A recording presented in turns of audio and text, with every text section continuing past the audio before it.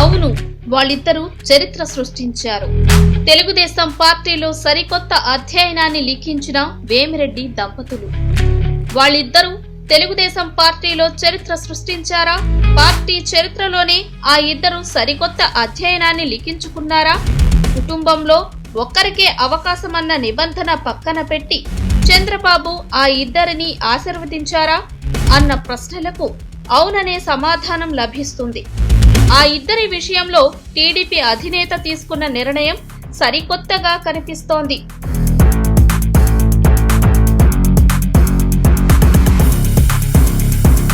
వేమిరెడ్డి ప్రభాకర్ రెడ్డి, వేమిరెడ్డి ప్రశాంతి రెడ్డి. నెల్లూరు జిల్లా ప్రజలకు పెద్దగా పరిచయం అక్కర్లేని పేరు ఇది. ఎందుకంటే ఆధ్యాత్మికంగా ఈ దంపతులు చేసే కార్యక్రమాలు ప్రతి ఇంటికి చేరువవుతూ ఉంటాయి. సేవాభావంతోనూ ఇద్దరు ప్రదర్శించే మానవత్వం ఎంతో మంది జీవితాలను నిలబెడుతూ ఉంటుంది. ఒకరికి ఒకరు అన్నట్లుగా ఉండే ఈ ఇద్దరు ప్రజాసేవలోనూ ఒకరికి మించి ఒకరు అన్నట్లుగా కనిపిస్తూ ఉంటారు. అంతలా సింహపురి ప్రజలతో వీరి బంధం మమేకమైంది. అందుకే వీరిద్దరూ ఏ పార్టీలో ఉన్నా, ఏ పదవిలో ఉన్నా పార్టీలకు పదవులకు అతీతంగా జనం ఇద్దరిని ఆదరిస్తుంటారు. అలాంటి ఈ ఇద్దరు గత కొన్నేళ్లుగా వైఎస్ఆర్ కాంగ్రెస్ పార్టీలో కొనసాగుతూ వచ్చారు.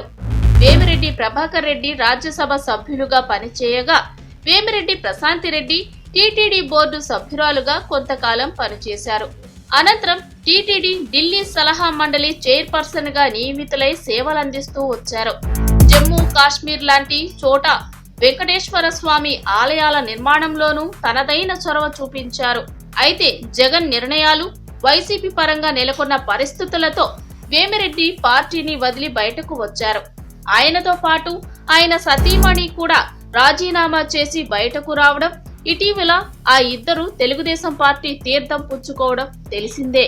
తెలుగుదేశం పార్టీ తీర్థం పుచ్చుకున్న వెంటనే వేమిరెడ్డి దంపతులకు టీడీపీ అధినేత చంద్రబాబు అగ్రతాంబూలం ఇచ్చారు. తొలుత అసెంబ్లీ అభ్యర్థుల జాబితాలో నెల్లూరు నగరానికి ఆనుకొని ఉండే కోవూరు అసెంబ్లీ స్థానం నుంచి టీడీపీ అభ్యర్థిగా వేమిరెడ్డి ప్రశాంతి రెడ్డి పేరును ప్రకటించారు.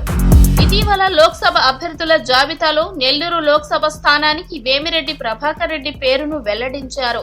ఇక్కడ ఒకే కుటుంబానికి చెందిన ఇద్దరికి పార్టీలో ఒకే లోక్సభ స్థానంలో అవకాశం ఇవ్వడం ప్రాధాన్యం సంతరించుకుంది.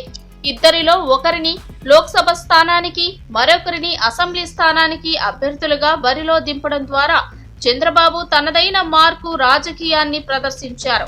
అయితే ఇది తెలుగుదేశం పార్టీ చరిత్రలోనూ సరికొత్త నిర్ణయంగా మారింది. వాస్తవానికి తెలుగుదేశం పార్టీలో ఒక కుటుంబం నుంచి ఒక్కరికే టికెట్ అన్న నిబంధన చాలా కాలంగా కొనసాగుతోంది. ఏ నియోజకవర్గంలోనూ ఎట్టి పరిస్థితుల్లోనూ ఈ నిబంధనను మార్చలేదు. ఒక్క టీడీపీ అధినేత చంద్రబాబు, ఆయన కుమారుడు నారా లోకేష్ విషయంలో మాత్రమే దీనికి సడలింపు ఇచ్చారు. చిత్తూరు జిల్లా కుప్పం నుంచి అసెంబ్లీ అభ్యర్థిగా చంద్రబాబు బరిలో దిగుతుండగా మంగళగిరి నుంచి లోకేష్ కు అవకాశం ఇచ్చారు. గత ఎన్నికల్లో, ఈ ఎన్నికల్లో ఒకే కుటుంబం నుంచి ఇద్దరు ఉండకూడదన్న నిబంధన చంద్రబాబు విషయంలో మాత్రం మినహాయింపు ఉండేది. ఆ తర్వాత కాలంలో అనంతపురం జిల్లా రాప్తాడు నియోజకవర్గంలో ఈ తరహా సమస్య ఉత్పన్నమైన చంద్రబాబు తన స్టైల్లో దాన్ని పరిష్కరించారు. అక్కడ రాప్తాడు నుంచి పరిటాల సునీత, ధర్మవరం నుంచి ఆమె కుమారుడు పరిటాల శ్రీరామ్ పోటీ చేసేందుకు అనుమతించాలని చాలా సందర్భాల్లో సునీత అభ్యర్థించింది. శ్రీరామ్ కూడా చంద్రబాబును కలిసి ఈ విషయంపై అనేక మార్లు విన్నవించారు. అయితే ఇద్దరిలో ఒకరికి మాత్రమే అవకాశం ఉంటుందని చంద్రబాబు తెగేసి చెప్పారు. ఎట్టి పరిస్థితుల్లోనూ నిబంధన మీరే పరిస్థితి లేదని స్పష్టత ఇచ్చారు. దీంతో రాప్తాడు నుంచి అసెంబ్లీ అభ్యర్థిగా పరిటాల సునీతకు అవకాశం దక్కింది. ధర్మవరం నుంచి అభ్యర్థిత్వం ఆశించిన పరిటాల శ్రీరామ్ కు వీలు కల్పించలేదు. చివరకు ధర్మవరంలో బీజేపీ పొత్తులో భాగంగా గోనుగుంట్ల సూర్యనారాయణ అలియాస్ వరదాపురం సూరికి అవకాశం ఇచ్చారు. మొత్తంగా చంద్రబాబు, లోకేష్ తప్ప వేరే ఎవరికి ఒకే కుటుంబం నుంచి ఉండే అవకాశం దక్కలేదు. అయితే చంద్రబాబు తర్వాత ఆ అవకాశం పొందింది మాత్రం వేమిరెడ్డి దంపతులే కావడం గమనార్హం. ఇక్కడ ఆర్థిక అంశాలతో పాటు పలుకుబడి కూడా బాగా పనిచేసినట్లు టీడీపీ వర్గాల్లో చర్చ ఉంది. నెల్లూరు లోక్సభ స్థానం నుంచి వేమిరెడ్డిని పోటీ చేయించడం ద్వారా ఆ లోక్సభ స్థాన పరిధిలో ఉన్న అన్ని అసెంబ్లీ నియోజకవర్గాల ఆర్థిక అంశాలను వేమిరెడ్డికి అప్పగించారన్నది బహిరంగ రహస్యం. ఇక వేమిరెడ్డి కోరిక మేరకు ప్రశాంతిరెడ్డిని కోవూరు నుంచి బరిలో దింపినట్లు తెలుస్తుండగా ఇక్కడ తప్పనిసరి అయ్యే ఒకే కుటుంబం నుంచి ఒకరికి అవకాశమన్న నిబంధనలను పక్కన పెట్టాల్సి వచ్చినట్లు చెబుతున్నారు. దీంతో కోవూరు టికెట్ ఆశించిన పోలంరెడ్డి కుటుంబానికి నిరాశ మిగిలింది. ఈసారి ప్రత్యక్ష రాజకీయాల్లో భాగంగా కోవూరు నుంచి బరిలో దిగాలన్న కసితో పనిచేస్తున్న పోలంరెడ్డి దినేష్ రెడ్డికి అసంతృప్తి మిగిలింది.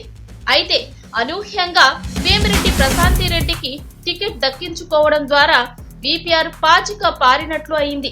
మొత్తంగా తెలుగుదేశం పార్టీ చరిత్రలో ఇద్దరు సరికొత్త అధ్యయనాన్ని లిఖించడం ఆసక్తికరంగా మారింది.